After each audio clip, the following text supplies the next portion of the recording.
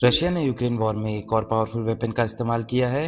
Reports के मुताबिक Russian forces ने फैब 3000 यानी लगभग 3000 किलोग्राम ग्लाइड बॉम्ब डिप्लॉय की है। लेकिन ये बॉम्ब इतना डेंजरस क्यों माना जा रहा है और ग्लाइड बॉम्ब आखिर काम कैसे करता है, चलिए समझते हैं। फैब 3000 सोवियत एरा डिजाइन पर बेस्ड एक हैवी एरियल बॉम्ब है। इसका टोटल वेट लगभग 3 टन होता है।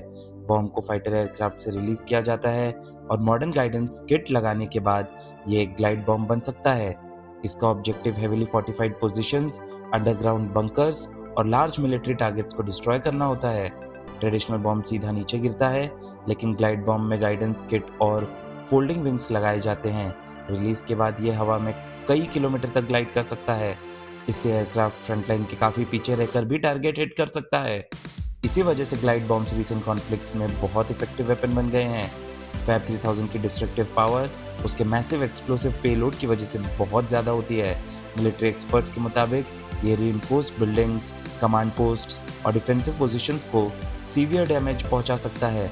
एग्जैक्ट इम्पैक्ट टारगेट, टेरेन और पेलोड कॉन्फ़िगरेशन पर डिपेंड करता है, लेकिन इससे बैटलफील्ड पर साइकोलॉजिकल और टैक्टिकल दोनों इफेक्ट पड़ते हैं।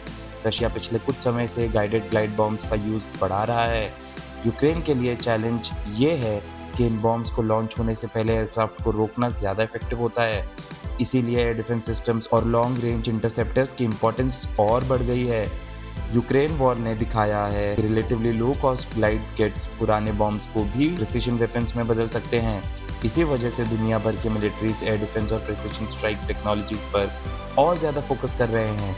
ये कॉन्फ्लिक्ट मॉडर्न एरियल वॉरफेयर के नए ट्रेंड्स को डिफाइन कर रहा है।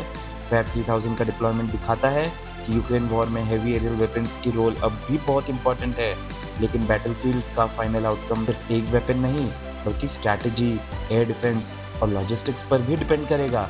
आपको क्या लगता है, क्या ग्लाइड बॉम्ब्स फ्यूचर वॉर्स का गेम चेंजर बन सकते हैं? कमेंट करके अपनी राय ज़रूर बताएं और ऐसे ही फैक्ट बेस्ड जियोपॉलिटिक्स, डिफेंस और वर्ल्ड अफेयर्स एनालिसिस के लिए किंडर राइट को सब्सक्राइब करना मत भूलिए।